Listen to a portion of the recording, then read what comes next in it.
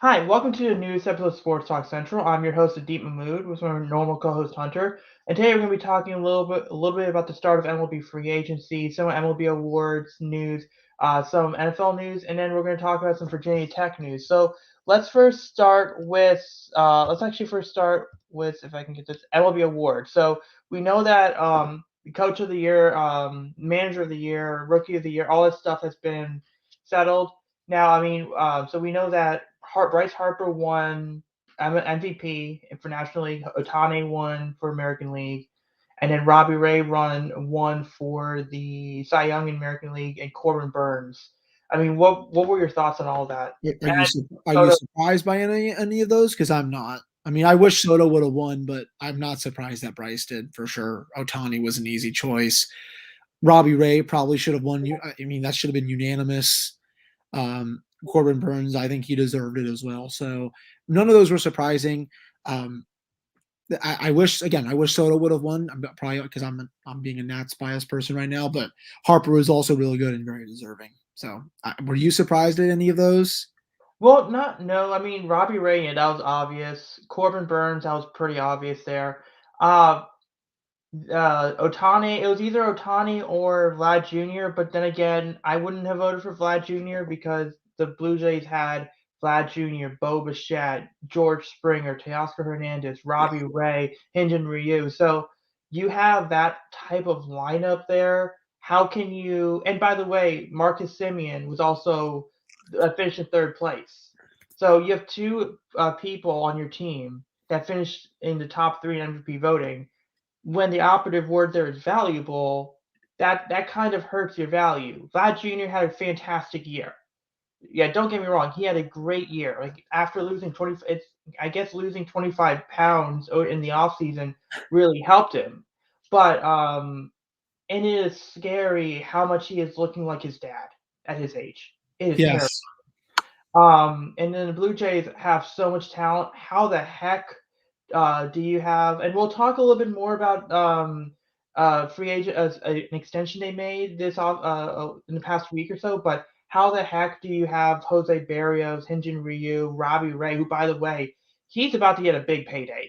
Like this is a guy that saved his career with Toronto. He's about to get a big payday. So this was great time for the Cy Young. And by the way, I with Robbie Ray getting Cy Young, the 2014 Tigers had they now have seven or eight Cy Young winners awards from that 2014 because you had Verlander, Scherzer, Rick Porcello, David Price, and now Robbie Ray. So that is all those guys were on that team. All those guys won Cy Youngs. I think they had seven in total, and yet the Orioles swept them in the ALDS that year. So, granted, that was their bullpen. Like the Detroit had an awful bullpen that year, and they had some bad defense. But it just goes to show, like, it's interesting seeing some of these elements of, oh yeah, 8 years later, this is how dominant this pitching was. Like this is what Yeah. happened here. But going to the National League one with Bryce Harper. I was listening to an Orioles podcast, and they brought up this point of wins above replacement, WAR. And it was interesting that Bryce Harper and Juan Soto, they were on teams that weren't didn't make the playoffs. I don't think they didn't make the playoffs, right? And Juan Soto was on a team that was really bad, but that team was tank. That team was pretty much done after half the year. So, but here's the thing: Bryce Harper had a wins above replacement of about 5, and then Juan Soto it was about 7.1 or something like that. So even though Bryce Harper probably had better stats, home runs, RBIs, OPS, all that other stuff, Juan Soto was technically more valuable. So now this kind of brings, especially now with the CBA trying that might incorporate wins above replacement or FWAR, Fangraphs wins above replacement for arbitration. Did you hear about that? Yeah, I did. Yeah, so they might consider. So it kind of brings about the importance. Like, what are your thoughts of the wins above replacement type of thing and their place in these awards? I don't really mind it. It's a stat that I think is getting more traction, especially in hockey, with the advanced analytics there. With I think more people in the community starting to place more value on it with comparing players. So with how baseball's analytics already are. I mean, I think I love hockey's, but baseballs are still twice of where they are at compared to hockey. I think they can incorporate that into it. I don't obviously it shouldn't be like the only factor with determining who the MVP is, but I still think it should play a role if that makes sense.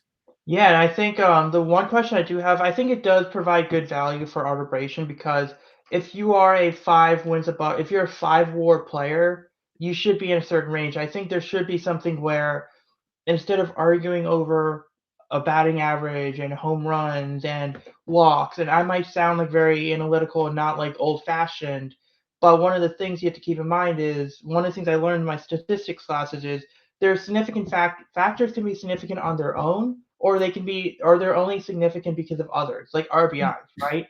RBIs is a great example of a confounding factor because there's pitching statistics that impact RBI, there are on base the guys on people who are the on base percentage, the batting average, the OPS, all those other factors do have an impact on RBIs. So if in arbitration, if someone has more RBIs, like Cedric Mullins, right? Cedric Mullins had a great year. He had like 60 RBIs, but he's a leadoff guy. But he's way more valuable. He's just as valuable as guys who've had like 80, 90, 100 RBIs. But because he bats leadoff and because the team he's on wasn't very good, especially in that seventh, eighth, ninth for Orioles, then he didn't get many opportunities unless it was the second or third at bat. So that's kind of where the issue is that I have with some of these statistics here. And then with wins above replacement, it really is how much of an impact does playing on a losing team help versus playing on a winning team? Because if you're on a bad team, the whole idea of wins above replacement is taking that player away from the team and putting an average player and seeing what happens. Well, if that team's naturally bad, like the Orioles, versus a team like the Detroit Tigers, Mm, well, naturally the guy on the Orioles should have a higher wins above replacement because the baseline is naturally set really low. So yeah. the only issue I would have with using wins above replacement or F4 or anything else like that is how does the overall team kind of factor in? Do you see what I mean? Yeah, yeah, I do. Yeah, so that's gonna be really interesting, which we'll get to our next MLB topic, which is free agency. Uh, Definitely a lot more activity at the start. Now, it could be CBA related. So, just a brief recap. It's Eduardo Rodriguez, 5 years, 77 million. That's a little bit of an overpay, but by the Tigers. That was Syndergaard, a lot of money. I saw that contract. That was ridiculous. And yeah, then Syndergaard, 1 year, 21. Noah Syndergaard went to the Angels to bolster their rotation. Barrios signed 7 years, 131, which feels like an underpay because he's actually a lot better. I mean, and then Verlander, 1 year, 25 mil was to Houston, was a team option. By the way, Verlander is going to be 39 years old, coming off Tommy John surgery. I mean, what are your first thoughts on the free agency and on these some of I these mean, contracts? there have been some good deals. There have also been, again, some overpayments. I obviously the Syndergaard thing was pretty big this week because he's left the Mets. I'm guessing he'll be the number two behind Otani when Yeah, Otani is I, healthy. So they he, need pitching anyway. You can't just build a team around Otani and Mike Trout.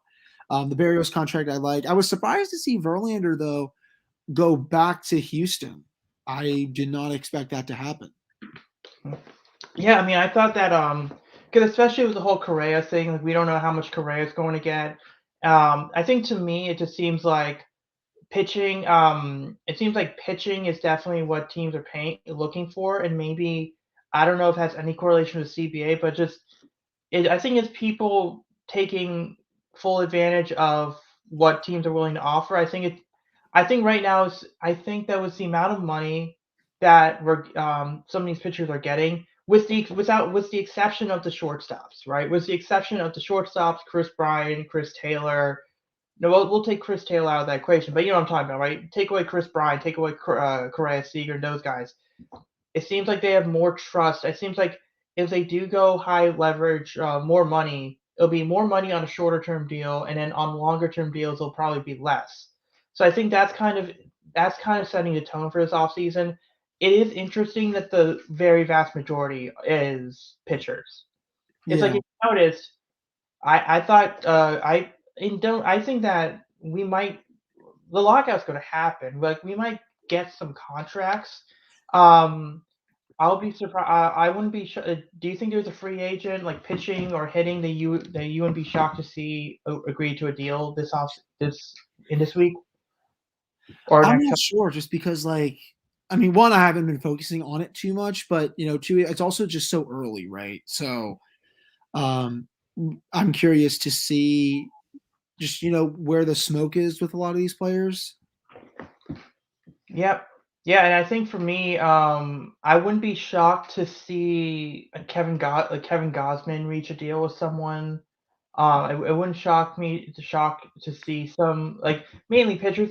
I think maybe we see a Corey Seager sign a contract, or I wouldn't.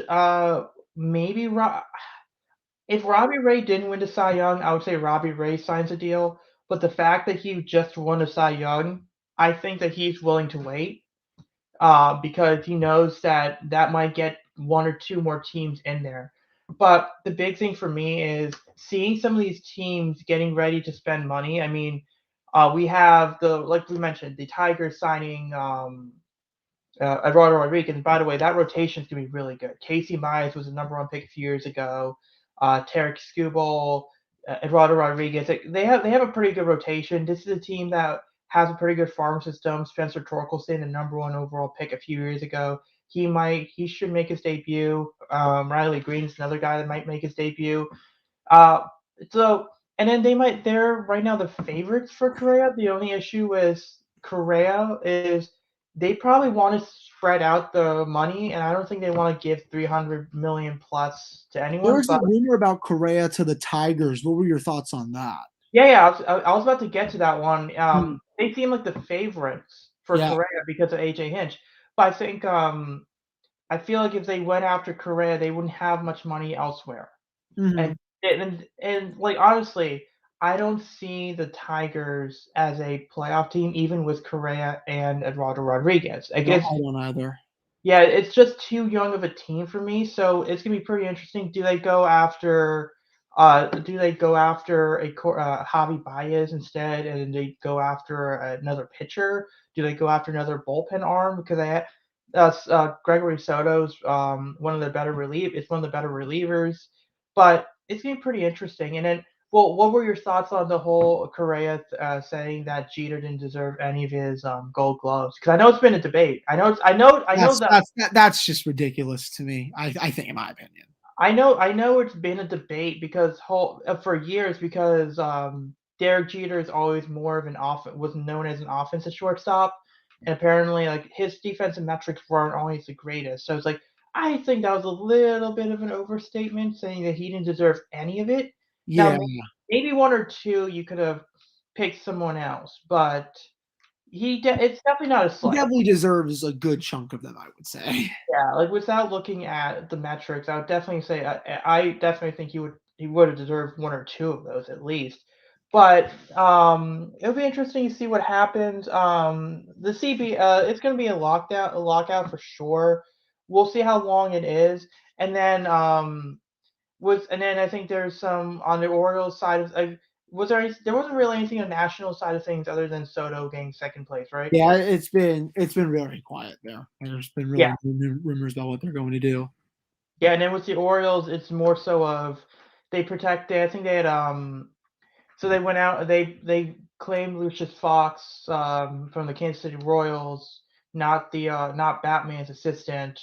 Um but they claimed him off waivers. He's pretty much speedy guy, 142 stolen bases in the last 5 years, but light hitter. I think this is a guy that's a yo-yo candidate where they DFA him, try to put him back in the minor leagues. If he goes to another team, he goes to another team. And if that team DFAs him, the Orioles might try to claim him, put him through the minor leagues. So I don't really look into that too much. They protected 5 players from the Rule 6 players from the Rule 5. DL Hall, top 100 pitching prospect. That's obvious. Taron Vavra, he might be their second baseman of the future. He Kyle Bradish, who might be their 3 or 4 guy. Who else? Logan Gillespie was a huge surprise. He was a guy that I knew they had, but it was like you know how in the Rule 5 there's like all those types of players, and then there's always like 20, 20 or 25 20 or 25 types of the same kind of guys. Yeah. Yeah, so that's kind of Gillespie was one of those guys. I thought they weren't going to protect him, but they were. And then Felix Bautista, I think, was another guy they protected.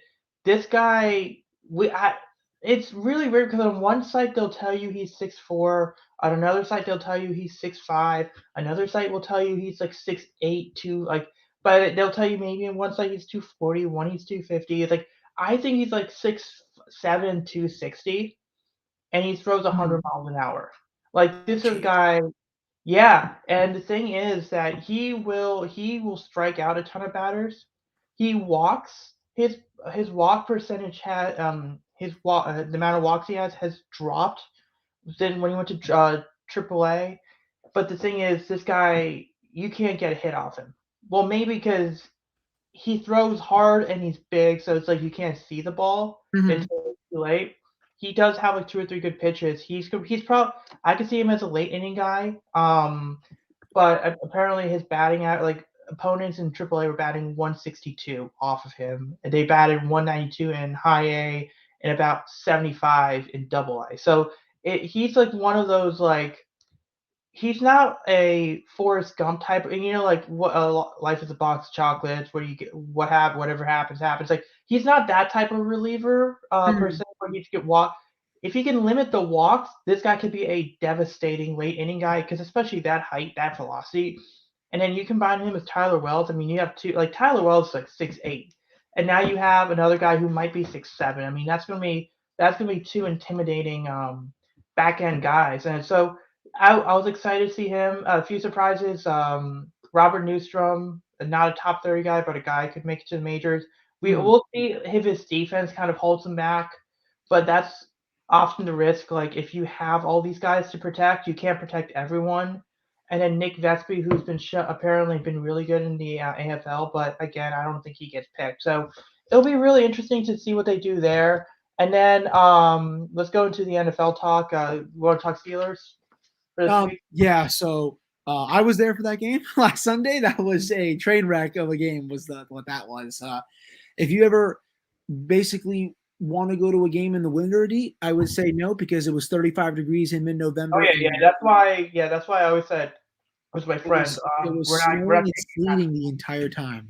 That was what it was doing.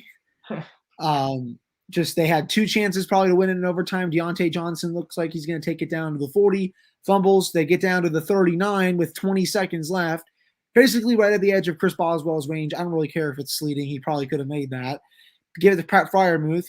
Then he doesn't go out of bounds and then somehow fumbles it when it looked like he was not going to fumble. So at least they didn't lose, but it kind of felt like they did. Ben Roethlisberger will be back on Sunday, which is ginormous. Um, he was actually activated today, but no Minka Fitzpatrick, no TJ Watt, and no Joe Hayden. So the Steelers are going to be up a creek to try to win this game against LA. Um, they're only a half game out, but this is when the schedule's getting really tough now. They have a lot of good teams that they have to play down the stretch. They're not healthy, at least on defense. It's nice that they have been back, but a lot I think is going to have to go their way this week if they are going to win that. I actually just did a story for my job earlier.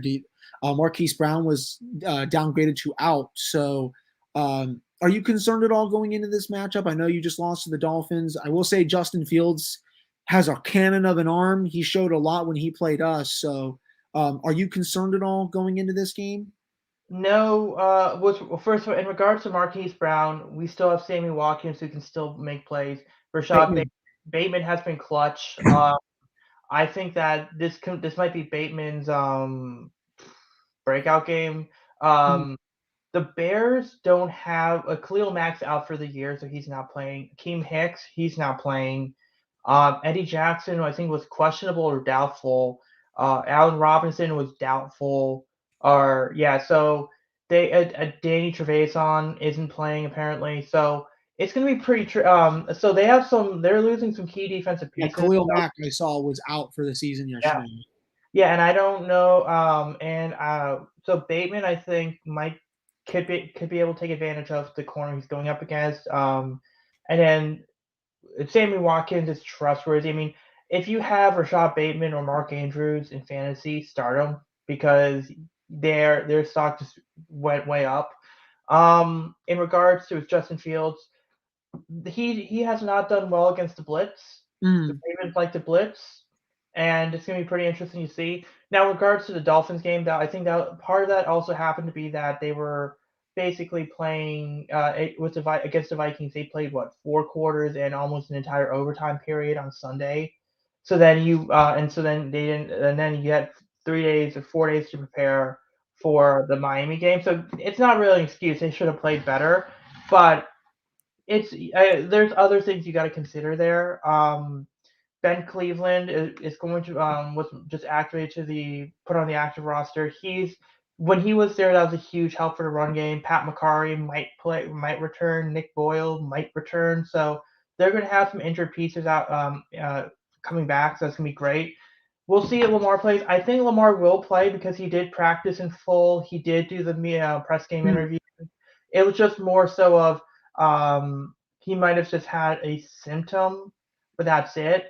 Now I will and Was the rumor anything COVID related, or was it just a no, different? not COVID related. Okay, But it was just like your normal flu.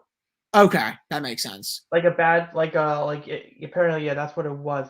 Um it's going to be windy for the Bears game. Now that's going to be a big factor because for the Ravens it's how accurate is Lamar going to be, and how much is that going to impact it? Because I think Tucker, no problem. Like Justin Tucker is one of the best kickers. Is the best kicker in the NFL. I think he can make a field goal through a heavy wind, like especially in Chicago. So with Justin Fields, it's going to be pretty tricky to see whether that combination of heavy wind and the Ravens blitzing does that kind of move the ball just a little bit enough where guys like a Mooney or Cole Komet um, doesn't make it harder for them. The tricky thing is going to be just stop David Montgomery, and that's Yeah, going to be a tricky thing. So and Khalil Herbert. Khalil yeah, Herbert. yeah, and Khalil Herbert as well. So uh, I think it's like with other teams, it's sort of Their like passing game is not good. I will say that. I mean, Allen Robinson is still there, but Fields has a cannon, but he just has not been able to find a lot of these open receivers. yeah, and I think with the wind, do you think the wind is going to like heavy winds? Do you think that could have like heavy winds and cold weather? Do you think that Well, might happen? Santos is also a great kicker, so yeah, this could be. I hope everyone took the under. Yeah. So I think it's gonna be heavy on the run game for sure. But the big thing is that, like, you kind of raised a good point there. Like the receivers are, it's sort of like most teams is you got to stop the receivers, and then whatever resources you have, stop the tight ends and then stop the running backs. With the Bears, it's more so of stop the running backs and stop the tight ends because the receivers aren't going to really do much. So if Mm, you don't let the tight ends beat you, because Cole Kmet made some key catches against the Steelers a couple weeks ago. he And did. David Montgomery, yeah. So if you stop the tight ends and you stop the running backs, then the receivers are going to be there. Now, so I mean, I do think they are going to play better. I mean, it's interesting to note that Patrick Queen, a lot of people were criticizing him, but ever since he was moved to the will linebacker, he's played real. He hasn't really missed many tackles, so he's. I think PFF has put him at like 90. Like they've given him a grade for 90 the last 3 weeks, so he's definitely playing better. Mm. It's gonna be really interesting to see what they do there. Otherwise, some other news. Uh, the Browns are playing Tim Boyle, who I had no idea existed. But you said the Browns, the Lions. The Browns are Oh, playing oh Tim yeah, Boyle. I thought you said the Browns are No, starting no, the no, no, no, receiver. no, no, no. The Yeah, Browns are idiot. playing. I have no clue who he is. Imagine. Oh my god. I mean, you know how bad. You know how bad it would be if Tim Boyle looks halfway decent. Compared to what I watched Jared Goff last week, dude, in person, he is awful. He is just flat out a terrible quarterback. Oh yeah, like yeah, Jared Goff is. I don't know what happened to him. I I think Sean McVay just made him. Sean McVay made him. Then he realized. Jared Goff has a ceiling, and then they shipped him off to Detroit. And then speaking of the Rams, I mean, this is more so now we're just bringing up other teams just for a couple more minutes. The Rams they haven't looked good the last couple of weeks. Now maybe it's them just trying to integrate their pieces together. I mean, I thought Odell Beckham Jr. made a good tackle on that interception. He That's a good was not supposed compliment. to do that. He was not supposed to do that. But I didn't understand the Rams going doing that fake field goal in that situation. I thought that was weird because I was watching the Manning cast. I was like, oh, they're going to kick the field goal and be 21-10, and be fine. I was like, wait, what's going on here? Yeah. Oh So I man. mean, yeah. So and then who do you think right now is the favorites in the NFC? Because it's now pretty It's tough. so wide open, man. I mean, you have the Packers who are really good. I still like the Rams, even though they have bungled it the last couple of weeks. Um, Tampa Bay, I mean, though they just got Ron River voted Rivera this last game. They're still, A lot of first place teams lost to bad teams last couple weeks. yeah, it's not just a Mike Tomlin thing, people. You have Arizona's obviously really good. Dallas is really good. There's 5 legitimate teams that can probably make the Super Bowl from that conference. But Yeah, as for the best, I'm leaning Green Bay if Aaron Rodgers wants that to defense maybe. has been really good last couple weeks. Yeah. Yeah, same. I'm leaning Green Bay. I Cowboys. I need to see it before I believe it. Mike McCarthy. I don't think it's a great coach. Dan Quinn. We saw him have a good defense in with the cover three in Seattle. Granted, it's the NFC lead. It is the NFC East. I mean, it's good. It's wide open. The AFC. I mean, it looks like the Patriots are getting good. I mean, they've beat up on some sorry opponents, but they've been good. They And did. then Colin Coward had that tweet that Mac Jones was not going to work. You sure about that, Colin? You sure about that? Mac Jones is efficient. I'll give him that. And then Yeah. was it Titans look good? I mean, Titans are. I mean, I think it's the AFC is going to come down to whatever team has the best momentum coming into the And playoffs. if, I think and if that's the Chiefs, if the Chiefs don't fully wake up, I think like they woke yeah, up last week, but can they sustain that? yeah, and I think that's going to be the tricky thing. So we're going to talk a little bit about our next one, which is Fuente getting Justin Fuente fired. I was a little shocked that they did it this early because I knew that they were going to fire him at some point. It was going to happen. Witt even said he was going to do it after the season. Yeah, I think so for all of those Virginia Tech fans saying, well, Witt doesn't have the guts to fire Fuente. No, he was going to fire Fuente. Like he was just going to do it at a more He just convenient. didn't want to do it right now. Yeah. And I think it was more so like Fuente knew he was like dead man walking. It's like, look, at the end of the day, like at the end of the season, I know I'm gonna lose my job anyway. So if you're gonna fire me, just fire me now. I think I did text you on the whole idea that apparently in Virginia law you need to put a job for opening for about 2 weeks before it gets filled. So maybe that was kind of so now they can. I think they could publicly now start the coaching search. So I think that's where I want to kind of bring in some of the names have been brought up: Bill Napier, Dave Clawson, Charles Huff, Jamie Chadwell.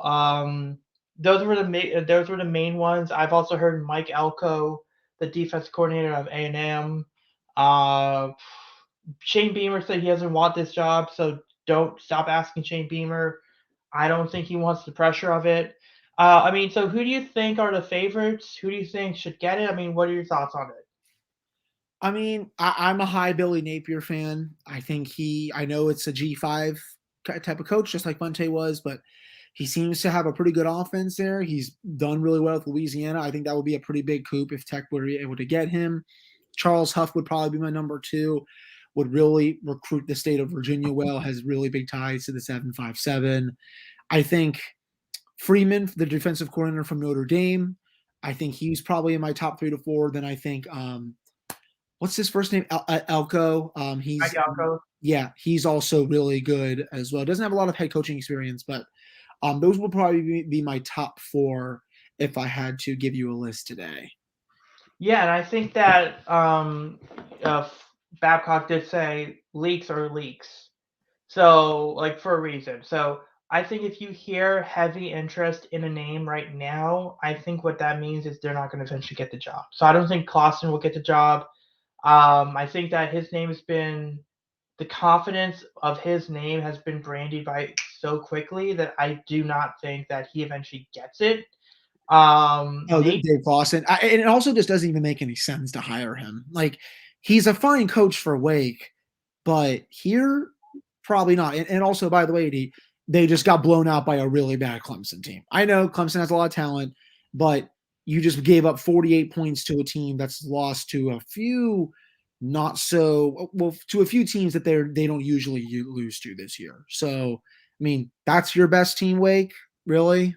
and they didn't look so good. I mean, they had like their offense like Hartman didn't look so. Hartman was like that line was not protecting Sam Hartman at all. So to me, I mean, Clausen, I think is not a guy that I would like. I know some Tech fans are saying Hugh Freeze.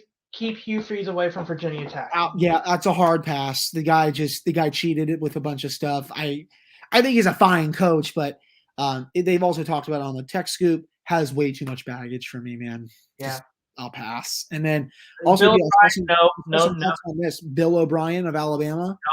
no. No, No, maybe no. I mean, he was there at Penn State. I mean, he wouldn't be my first choice. I think Chadwell reminds me too much of Fuente. I He's think yeah, that's what people have been saying. Like he's like a mini Fuente in a way. yeah. It's tough. I mean, I think that the guy I think What do you that want prioritized with this hire?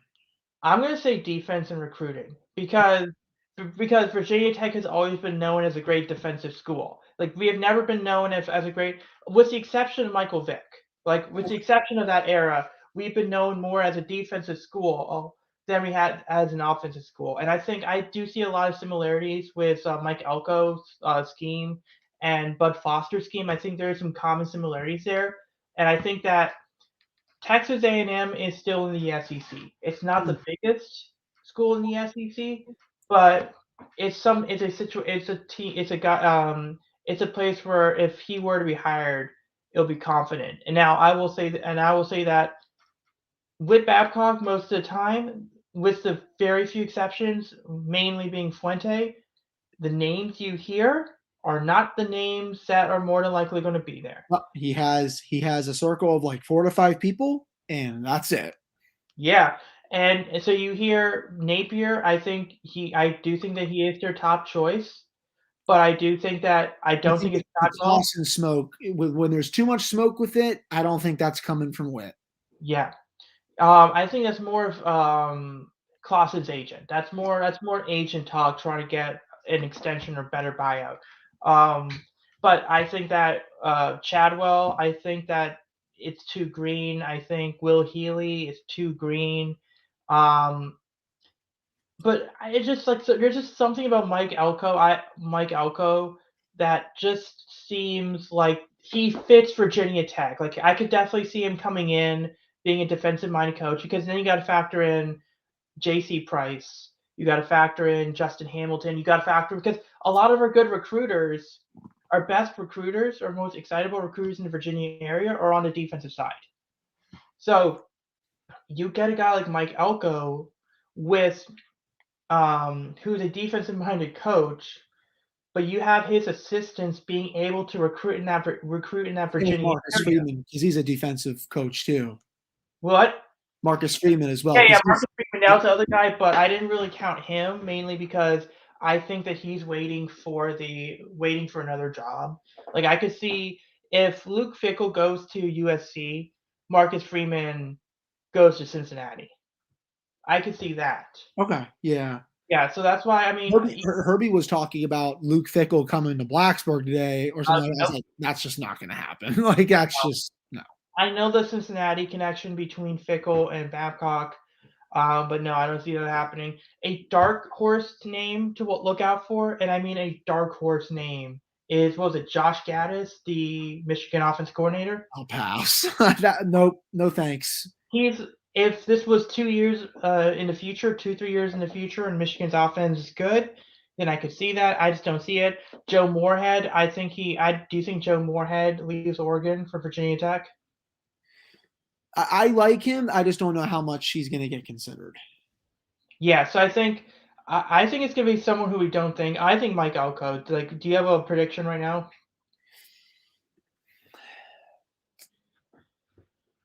Charles Huff.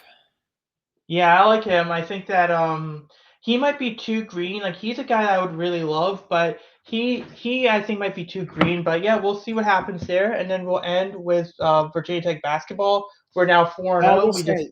I'm excited to watch these next two games with JC Price. I don't know if you saw the article on the Roanoke Times from Brad Cornelson and all that. If you haven't, please go read it, by the way. It was bad. Reading that, man, I felt sick after reading it, to be honest. Yeah, I mean, the only thing I heard, the one thing I thought of was he is an egocentrical. That was a guy with an ego. Yes. Because I don't get it. Like, you have to allow the quarterback, because that was the one thing. We'll get to basketball in a second here, but that's the one thing we got to factor. That's the one thing that is concerning. With our offense, like we were seeing it with Hendon, we're seeing it to a degree with Quincy. Like, quarterbacks don't really develop, right? And then it's like, well, is it because of the offensive scheme or is it because of the coaching? Well, we know it's the coaching, because when the coaching says, in this situation, fake the handoff and run, or in this play, hand the ball off to the running back, you have to let your quarterback have some autonomy. Like, give them advice. Like, what I would want them to do is, hey, Braxton, on this play, on this look, pay attention to the linebacker.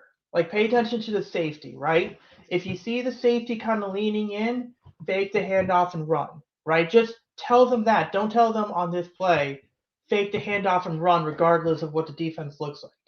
That's the biggest issue that I have with that. After reading that article, is like, it's no duh. That's why they can't develop, because you're basically telling them what to do, and you're not improving offensive mind. Mm-hmm. But I mean, Virginia Tech basketball definitely has started off really strong, though. Like, we are 4-0. I think a little slow start in the last game, but it should be better going up now against better competition. Memphis is going to be a really tough game.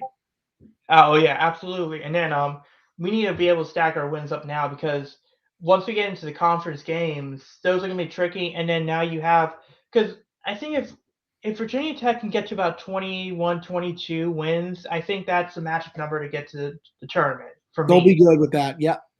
Yeah, and I think that so the more you stack up wins in the non-conference, the more leeway you would have in the in-conference. So it's going to be pretty interesting to see what they're. I think that they can take advantage of a weaker ACC. We'll see what happens with Duke in that situation.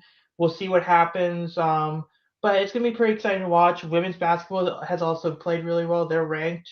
So Virginia Tech athletics, with the exception of football, has actually been really doing really well. And especially even in baseball, because Gavin Cross might be the #1 overall pick. Like, the Orioles, they tend to go college college backs. Gavin Cross is an exciting player. He led the Hokies in hits. It's gonna be really exciting to see whether he is the #1 overall pick, and I just can't wait. I'm actually excited to see Virginia Tech baseball because of that whole celebration they do with the hammer. It's the best. Yeah, I mean, so we'll end the show there. We might do a show next week, just because it's Thanksgiving break, though, so I'm not sure what our schedules are.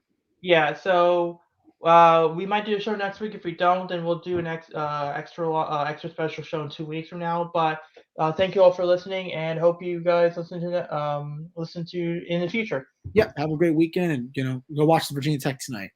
Yep.